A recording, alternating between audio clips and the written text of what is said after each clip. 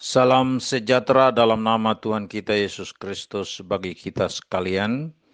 Berbahagia sekali dapat berjumpa lagi dengan saudara semua melalui renungan firman Tuhan yang saya akan bagikan dengan tema Mati dan Hidup Hanya untuk Kemuliaan Tuhan. Namun sebelum kita mendengarkan renungan firman Tuhan, kita nikmati dulu lagu berikut ini. Kemuliaan bagi Tuhan di tempat maha tinggi.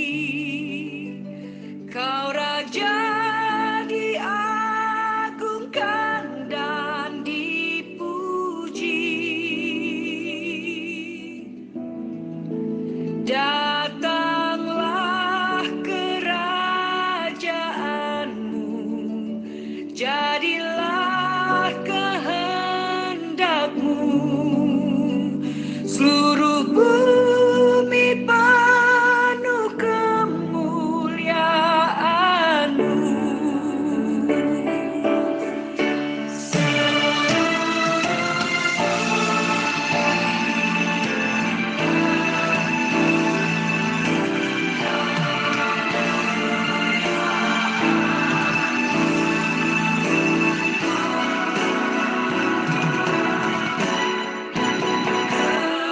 Kemuliaan bagi Tuhan di tempat maha tinggi. Kau Raja diagungkan dan dipuji. Datanglah kerajaanmu, jadilah kehendakmu,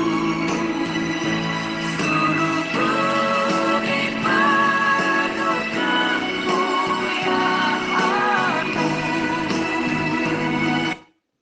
Bapa Surgawi, kami bersyukur untuk kesempatan ini mendengarkan kebenaran firman-Mu. Sebelum kami mendengarkan, kami mau membuka hati kami untuk membiarkan firman Tuhan tertanam dalam hati kami, karena firman-Mu lah yang berkuasa menyelamatkan jiwa kami. Hamba-Mu yang Engkau pakai untuk menyampaikan firman ini, urapi hamba-Mu, supaya ketika hamba-Mu menyampaikan ini, bukan lagi hamba-Mu, tapi Engkau yang berbicara di dalam hamba-Mu, melalui hamba-Mu, bagi kami sekalian, sehingga kami yang ada dalam keadaan sakit disembuhkan dalam nama Yesus, yang lemah dikuatkan kembali, yang mengalami berbagai kesukaran kesulitan mendapatkan jawaban dari Tuhan, yang berdosa diampuni, hidup kami dipulihkan. Karena itu berfirmanlah bagi kami siap untuk mendengar dan menerima firman-Mu dalam hidup kami. Dalam nama Tuhan Yesus kami berdoa, haleluya, amin. Kita baca firman Tuhan dalam Roma pasal 14 ayat 8. Firman Tuhan mengatakan, sebab jika kita hidup untuk Tuhan, dan jika kita mati untuk Tuhan. Jadi baik hidup atau mati, kita adalah milik Tuhan. Saudara yang kekasih dalam Yesus, firman Tuhan ini mengungkapkan, karena kita ini hidup untuk Tuhan, maka kita pun mati untuk Tuhan. Baik kita hidup maupun mati, kita adalah milik Tuhan. Untuk itu, sebagai orang yang percaya, baiklah kita hidup dan mati hanya untuk Tuhan dan untuk kemuliaan-Nya. Dalam 1 Petrus pasal 1 ayat 18 sampai 19, sang rasul mengingatkan kita sekalian, sebab kamu tahu bahwa kamu telah ditebus dari cara hidupmu yang sia-sia yang kamu warisi dari nenek moyangmu. Itu bukan dengan barang yang fana, bukan pula dengan perak atau emas, melainkan dengan darah yang mahal, yaitu darah Yesus Kristus, yang sama seperti darah anak domba, yang tak bernoda dan tak bercacat. Saudara sekalian, Karena kita semua sudah ditebus dengan darah Kristus yang mahal, yang sama seperti darah anak domba yang tak bernoda dan tak bercacat.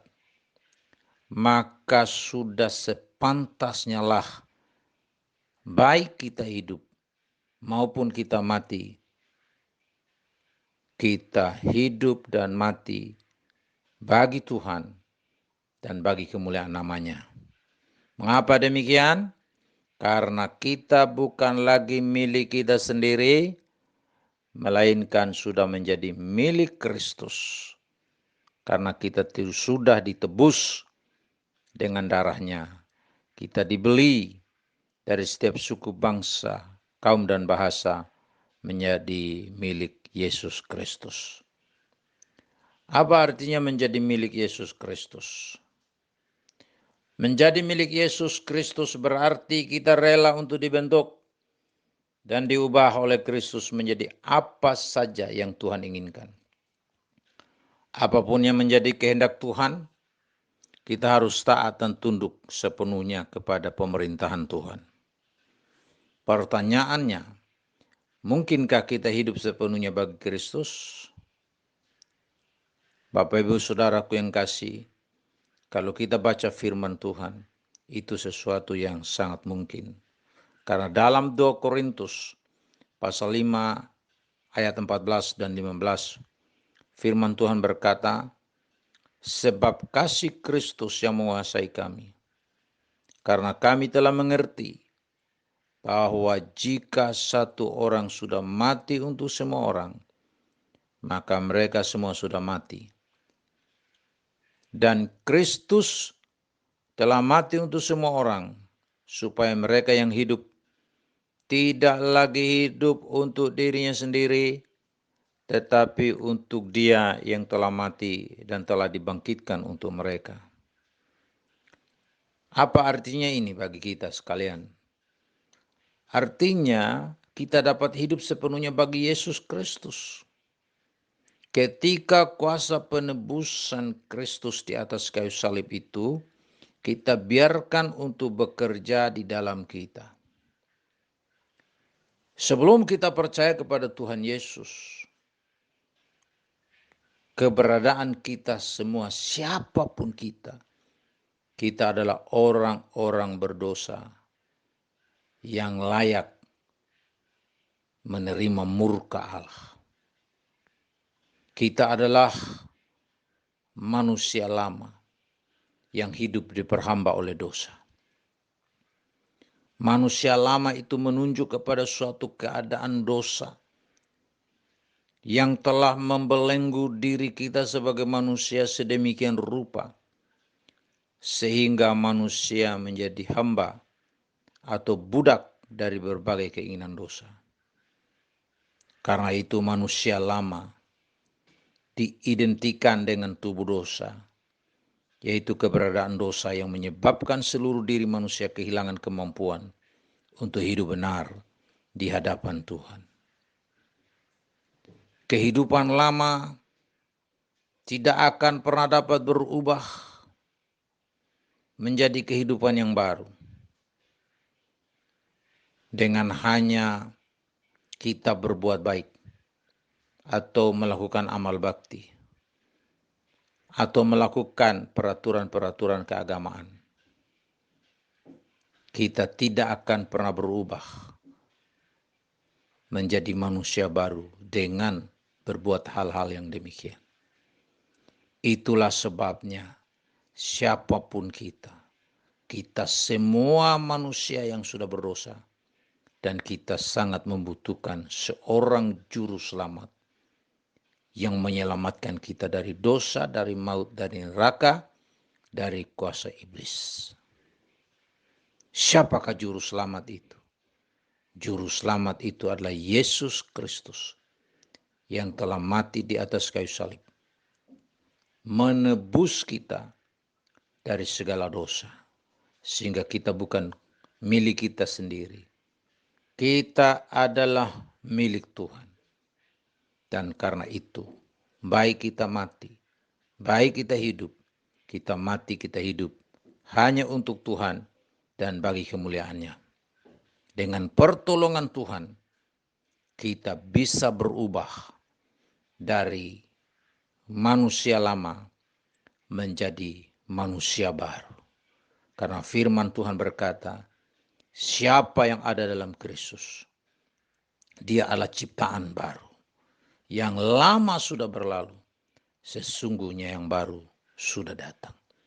Biarkan Roh Kudus dan firman-Nya bekerja di dalam kita, agar dengan kekuatan Roh Kudus yang menerapkan kebenaran firman itu dalam hidup kita, kita dimerdekakan dari dosa, dan kita sungguh-sungguh hidup dalam kebenaran yang memerdekakan kita, sehingga baik kita hidup maupun kita mati, kita hidup, kita mati untuk Tuhan dan bagi kemuliaan namanya. Amin buat firman Tuhan. Bapa di sorga, kami bersyukur untuk firman Tuhan yang baru saja kami dengarkan.